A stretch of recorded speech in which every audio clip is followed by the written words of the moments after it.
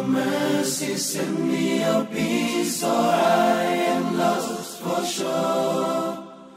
Oh Lord, here I am. Alhamdulillahi Rabbil Alameen, wa salatu wa salamu ala rasulih wa ala alihi wa sahbihi ajma'een, amma ba'd. So the title of the lecture, Salvation Through Guarding the Tongue. Now, this is what I call a recipe for disaster. The tongue is a very small instrument, very small muscle that actually never tires from speaking. True or false? Yeah? Some of you have probably been to a buffet or a meal where you were chewing so much that your jaws hurt. Sometimes you laugh and smile so much that your cheeks hurt. Anyone have that happen to them? Yeah? In Hong Kong? You smiled until you... You know what I mean by that, I swear to God. Since I arrived, it's been 3 days, not a person has smiled. Everyone. And everyone's in a hurry. Okay, thank you. Hang up. You just slow down a little bit. Smile for a minute. There needs to be a national campaign for smiling in Hong Kong. This is a big problem. Even the Pakistani brothers on Friday weren't smiling. So I started asking them, how long have you been here, inshallah? What's going on? Now, of course, I know not everybody. We're just kidding. Don't get upset. Talk about holding your tongue, huh? But the tongue doesn't get tired. Your cheeks get tired from smiling, you know, even your throat from swallowing, from chewing. But your tongue from talking, you can talk non-stop for hours and hours and hours. And you never say, I got to stop, my tongue hurts from all the talking. It never hurts. Unbelievable. So people just talk. And who talks more, by the way? Men or women? Who thinks men speak more than women per day? Put your hands up. You put your hand up and you look towards your father. What does that mean? Okay. All right, who thinks women speak more than men? The majority, almost all the brothers and even some of the sisters think women speak more than men. There was a study that said that women speak, men speak 12,500 words per day, and women speak 24,500 words a day. So 12,500, 24,500. Now, based on this research, we had a lot of good jokes, right? Like the one about the two women who were in jail together. Now, I don't want to share these jokes, but one of them is like the women who were in jail together in the same cell for 10 years. And they're talking day and night, non-stop. Then after 10 years, they let both of them out of jail at the same time. So one of them said to the other, let's go to my house and finish this conversation. Or the man was reading the newspaper, the phone rang, his wife answered it, and for 1 hour she's on the phone, non-stop. Then she hung up. Her husband asked her, who was that? She said it was a wrong number. The man, I was actually reading the newspaper, he saw the study that said men speak 12,000 words a day and women 24,000 words a day. So he's happy, he shared it with his wife, and his wife said, yeah, because we have to repeat everything we say twice. And the husband said, what?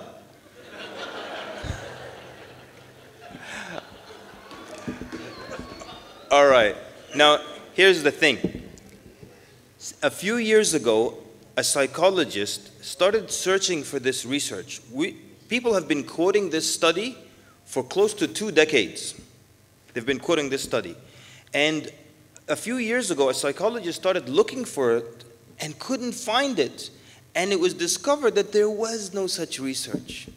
And it's not true that women speak twice as much as the men. All these jokes were just killed now. And the study that was conducted in America, and it was university level students, they discovered that men and women speak more or less exactly the same amount of words per day. And some of the men are sitting here saying, no, Sheikh, I don't believe this.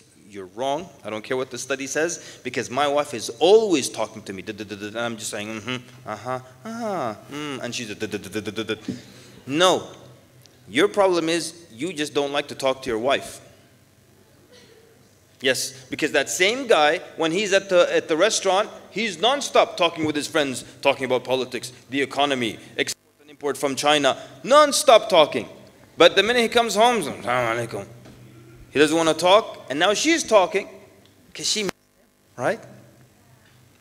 Ah, yes.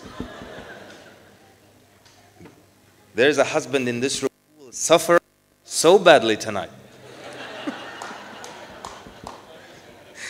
All right. Okay, so we said the recipe for disaster: one, it's a muscle that never gets tired. Two, few people can control it. We're just letting it loose all the time, commenting about everything, making a critique of everything. Nobody's controlling it. That's a problem. You can't control it. It doesn't get tired. And what does it do? Oh, it can break up families, start fights, start wars, destroy careers, ruin reputations, collapse economies. All this, just this little instrument, the tongue. And here's to make things worse now. The third thing that makes it worse. Okay, we're going to keep trying until we get this, inshallah. Not a problem. Thank you, sir. Yes. Okay, how is this? Just bring them all, or hold them all, it's not a problem. Huh? It's on, yeah? All right. So you're with me? So now, we said the third part that makes us disastrous, it's one of the top two things that will take people to the hellfire, wal-'iyadhu billah. This is in Sunan al-Tirmidhi and Ibn Majah. The Prophet ﷺ, he asked, he said, أَتَدْرُونَ مَا أَكْثَرْ مَا يُدْخِلُ النَّاسَ الْجَنَّةِ. He says, do you know what of the top two things that take people to paradise? And then the Prophet ﷺ said, تَقْوَى اللَّهِ وَحُسْنُ الْخُلُقِ. Taqwa Allah, being mindful of Allah subhanahu wa ta'ala, being always aware that Allah Azza wa Jalla is watching you. Husn al-khuluq, good manners. Now, good manners also related to the tongue. You agree? No problem. Thank you very much. So, good manners related to the tongue. Then the Prophet ﷺ said, أَتَدْرُونَ مَا أَكْثَرْ مَا يُدْخِلُ النَّاسِ النَّارِ. What are the top two things, or the things that take people to the hellfire? And then the Prophet ﷺ said, Al-Ajwafan. And they said, what are Al-Ajwafan? And the Prophet ﷺ said, Al-Famu wal-Farj. The mouth and the private parts. These are the two things, the top two things that take people to the hellfire, wal-'iyadhu billah. So that means, yes, this is dangerous. This is something very, very serious. A man came to the Prophet ﷺ. He said, Ya Rasulullah, dullani ala shay'in a'tasimu bihi. O Prophet of Allah, guide me, or Messenger of Allah, guide me to something that I can hold fast to. So the Prophet ﷺ tells him, Qul. He said, say, Rabbi Allah, thumma istaqim. Say, Allah is my Lord, and then remain steadfast upon that. Just remain upon that. Then the man asked the Prophet ﷺ a brilliant question. He said, فَمَا أَخْوَفْ مَا تَخَافُ عَلَيْهِ Ya Rasulullah. What is the thing that you fear for me the most, O Prophet of Allah? What are you afraid for me the most? And the Prophet ﷺ stuck out his tongue and held it. Took his tongue out and just held it like this, meaning this thing. Now what's interesting, you're going to find a number of a hadith where the Prophet ﷺ physically holds his tongue between his two fingers like this. Isn't that interesting? And he doesn't just point to it, but he'll hold it like this and show it to people, even though everybody knows what a tongue is, right? So the hadith of Mu'adh ibn Jabal, the Prophet ﷺ said, أمسك عليك هذا. Yani hold this, keep this to yourself, your tongue. And again, pointing to his tongue, holding his tongue. Even though we know that how you feel about something and all that is actually in here, right? It's also actually in here. That in the hadith, the Prophet ﷺ said, من كان يؤمن بالله واليوم الآخر فليقل خيرا أو ليصمت. Whoever believes in Allah in the last day, he should say that which is good, or he should keep quiet. Now, the scholars said, one of the explanations, that if you believe in Allah, now Iman is here, but the tongue acts like a scoop. It will scoop out whatever's in the heart and put it out. So if you love someone, then what would you say about that person? Only good things. When you detest someone, what comes out? Only things that are negative about them. So the tongue reveals what's in here.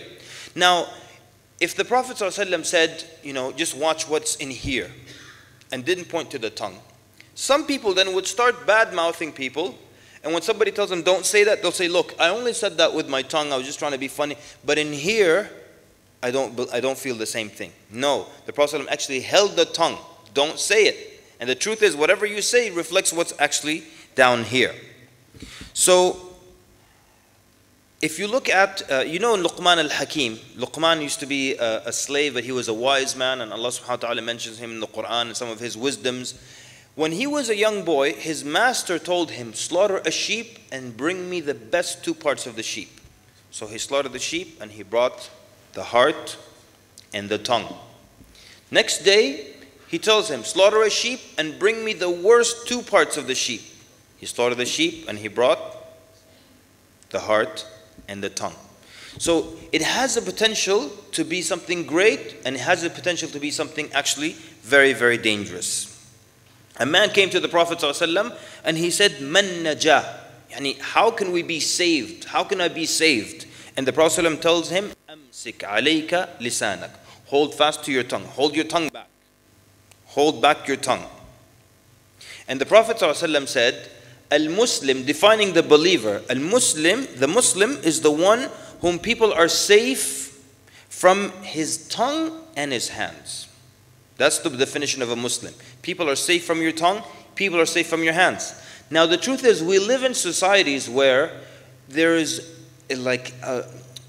they stress not physically touching someone, but you can say whatever you want. And that's the case in America, for example, that if you touch someone with your finger like this, that is physical assault, and you can get in a lot of trouble. But you can insult them and their mother and their grandmother and the whole family. If you call the police, this man called my mother some names that I do not approve of. The police officer will give you some names to go call his mother. I'm not going to get in trouble for that. But if you just touch someone like this, you get in trouble. So what happens? So we learn then that words are okay, but just don't physically touch people. But that's actually not the case in Islam, because words can be far more serious and far more damaging than physically touching someone. Far more damaging. Now I got to tell you a true story. A lawyer told me this story. This happened in Sudan a couple of decades ago. Just to show you that in Islamic court, sometimes what comes out of the tongue, out of the mouth, can be far more dangerous than what you do physically. So this man, a respectable man, was in the marketplace, and some young hoodlum slapped him in the face in front of everybody. And he was like very insulted, and he took him to court. So the judge was very lenient.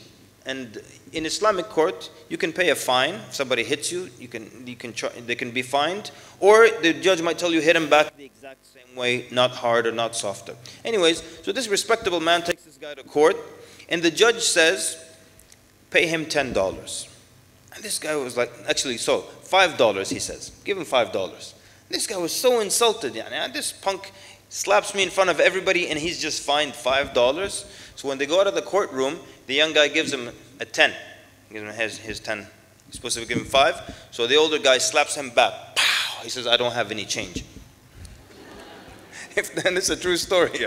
So if the slap is worth 5. But the point is, okay, yeah, it's a funny story, but the point really is that in a Muslim court here, physical altercation, it could be hit him back the exact same way, or he pays a fine.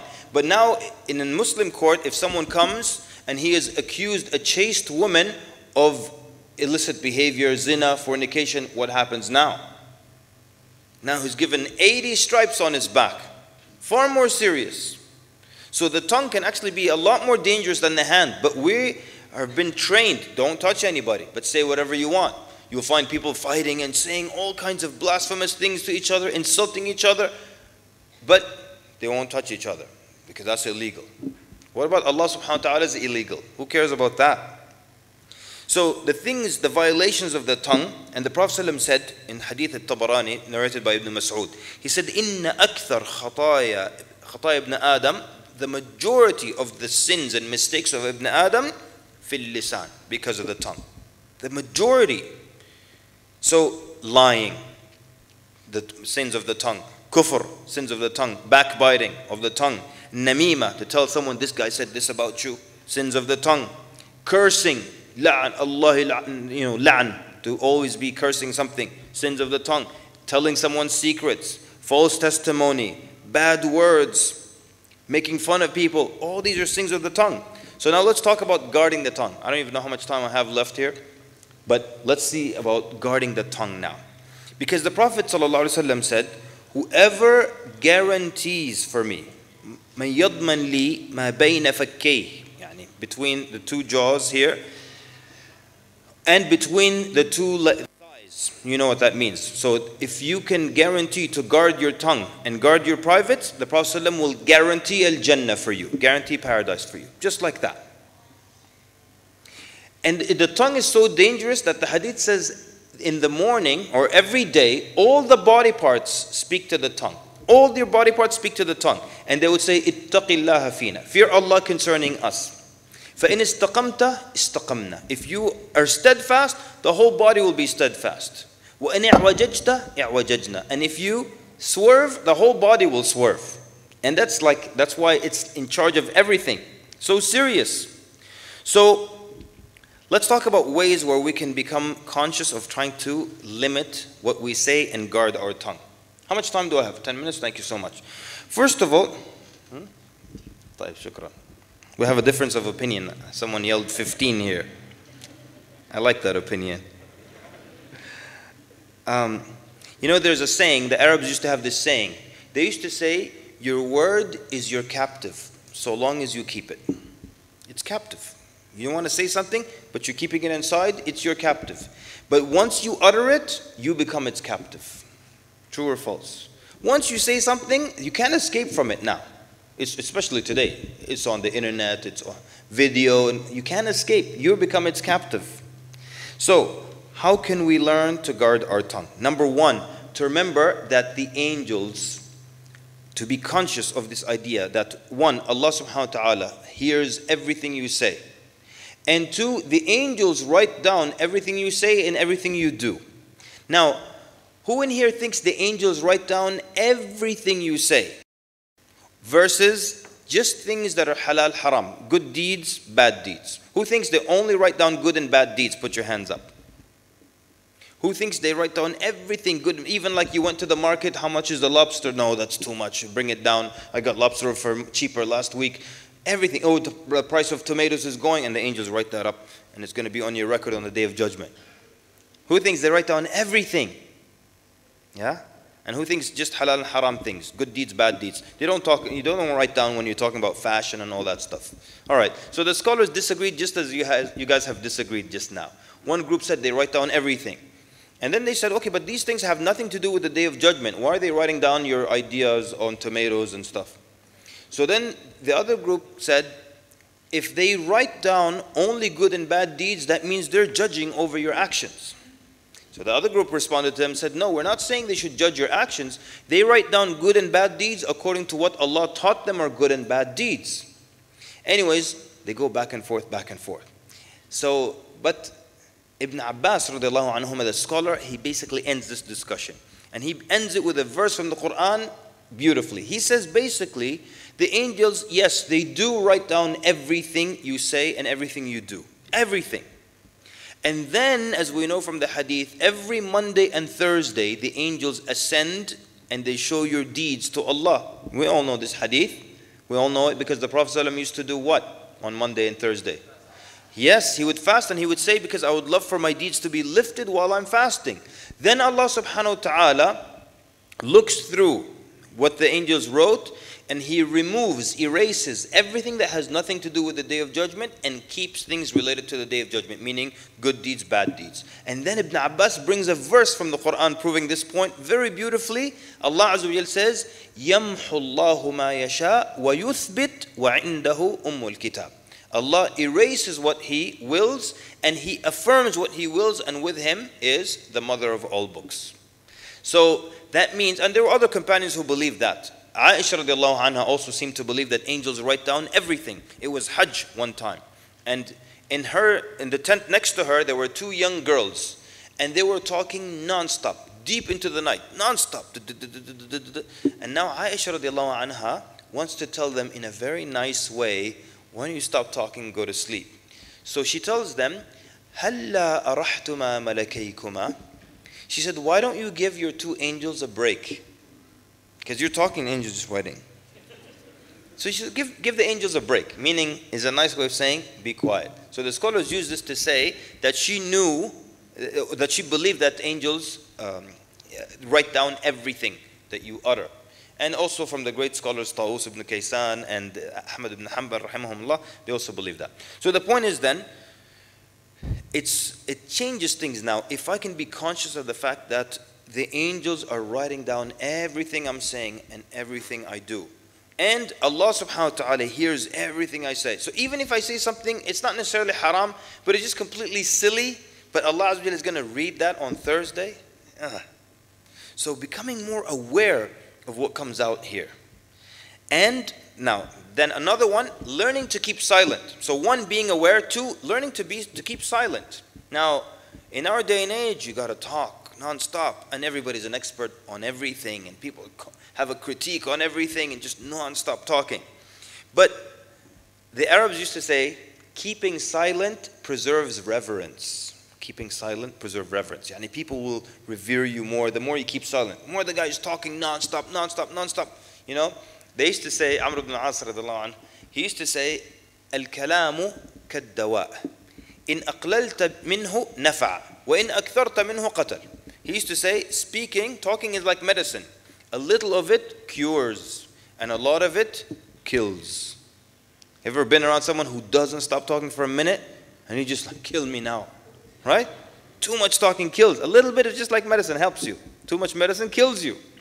But people are talking. Imam Abu Hanifa rahimahullah, people used to say that he would just be silent. Tawilu samt. He would be silent for long periods of time. If you were to hang out with Imam Abu Hanifa, I know you think he'll just be telling you about fiqh and stuff, and he would just be quiet for long periods of time.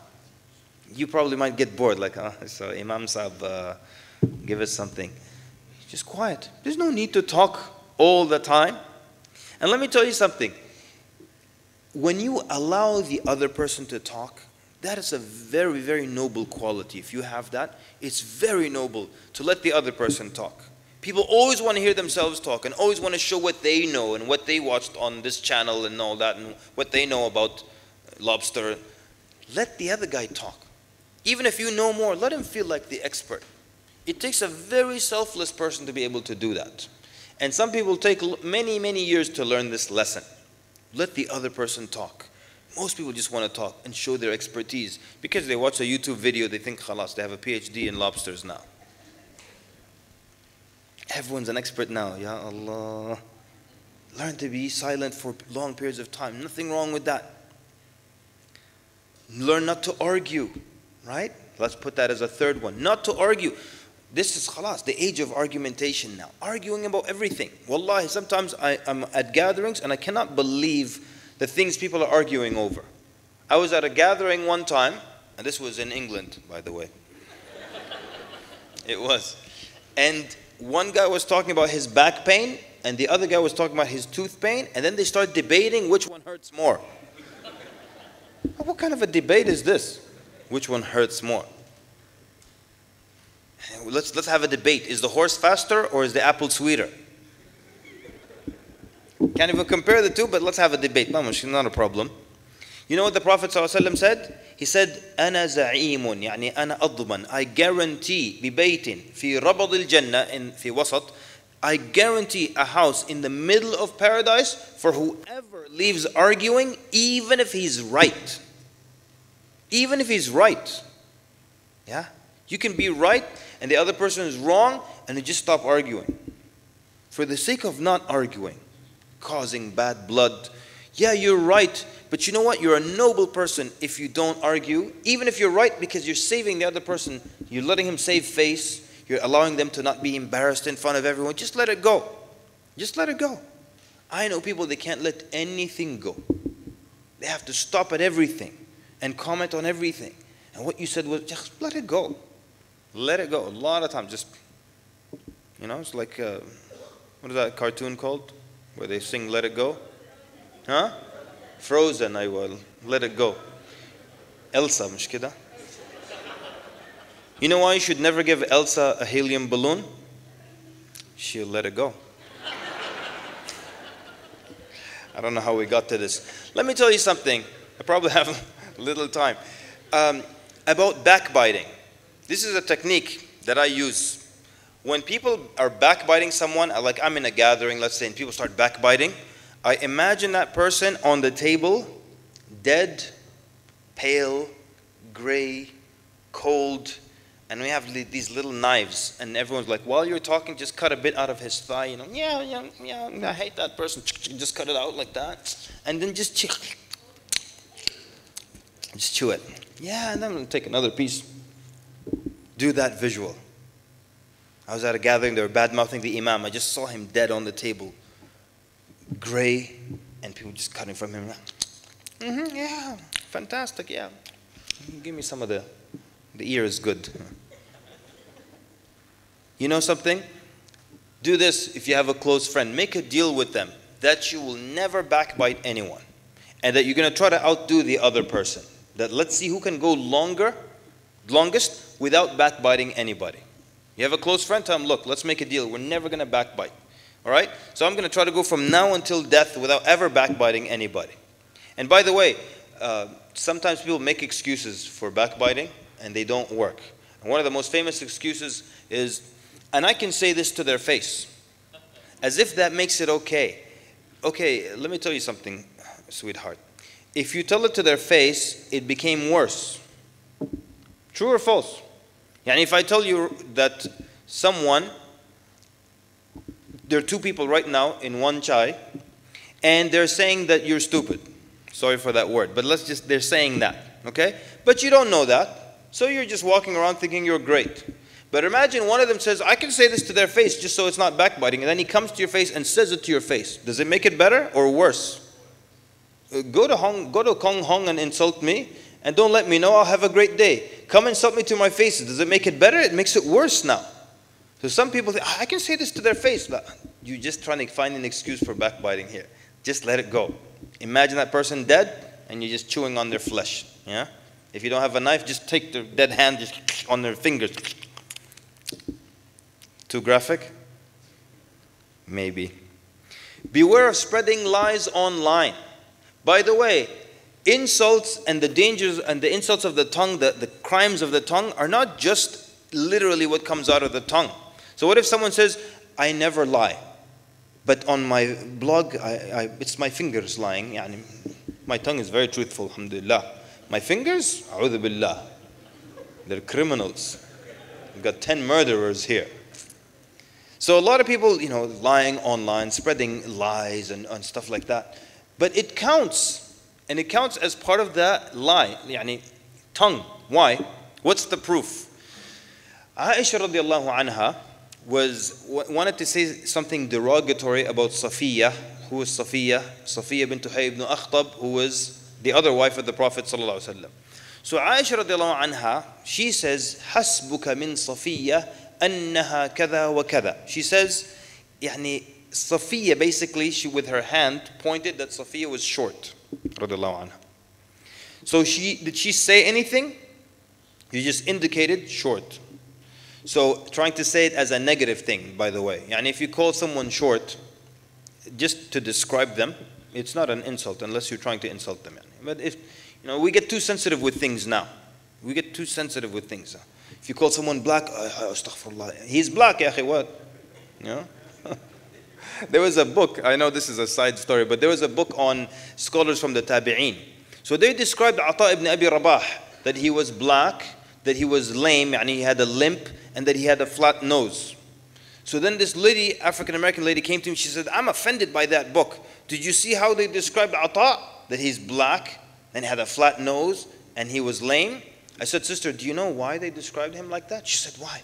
I said, because he was black, and he had a flat nose, and he was lame.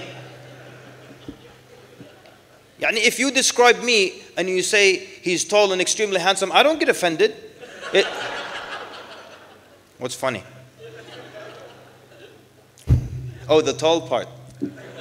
Anyways, so the Prophet ﷺ, and we'll end with this, I promise. The Prophet ﷺ said that you have said you have in qulti kalima, which means you have said a word, and she didn't really say a word, she indicated, but it's in replacement of the word, right?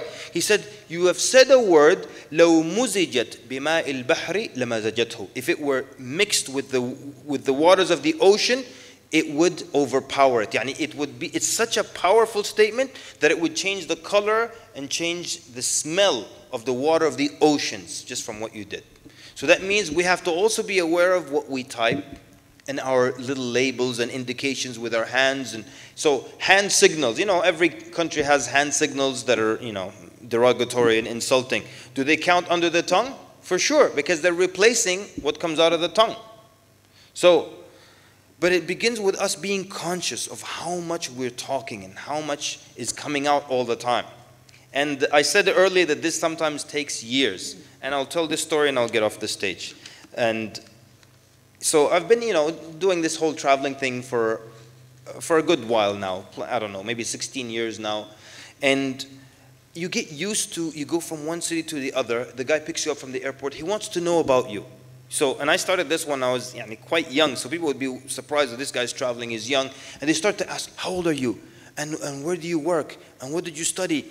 And sometimes you go to dinner and people are genuinely interested in you. So years of this, and you get used to talking about yourself. And in the car you're talking about yourself. And at dinner you're talking about yourself. And I never realized it until one day my wife was with me in the car for this class. And the guy's dropping me back, and when we got to the hotel, she said, what is wrong with you? All the time, the whole car ride, you're just talking about yourself. And I realized that she was right. All I did was talk about myself. So I said, khalas, from now on, I'm not going to do that. I'm going to allow other people to talk about themselves. And sometimes you want to talk a little bit. But it takes a lot of training. It's not easy. It's not easy. So just being aware of how much we talk. Listen to when people talk. Listen to conversations when you're having dinner. You start to notice a lot of things about human beings. Like people will talk about the weather, or they'll talk about this and their allergies. And everyone, like, for me, it's this. For me, I'm allergic to that. And everybody wants to talk about themselves. Allow them to do that. Allow them to do that. It doesn't always have to be about you. And if they're interested and they ask you, halas, answer. But just being aware of what comes out, that it's written, that it's recorded, that it's heard by Allah subhanahu wa ta'ala. And practicing the idea of being silent for long periods of time. Try it. Maybe somebody here will try it for a week. Just be silent for long periods of time and see how it goes. All right. Jazakum Allah khair for attentive listening. Sallallahu barak wa Muhammad. Assalamu alaikum wa rahmatullahi. Send me your mercy, send me your peace, so I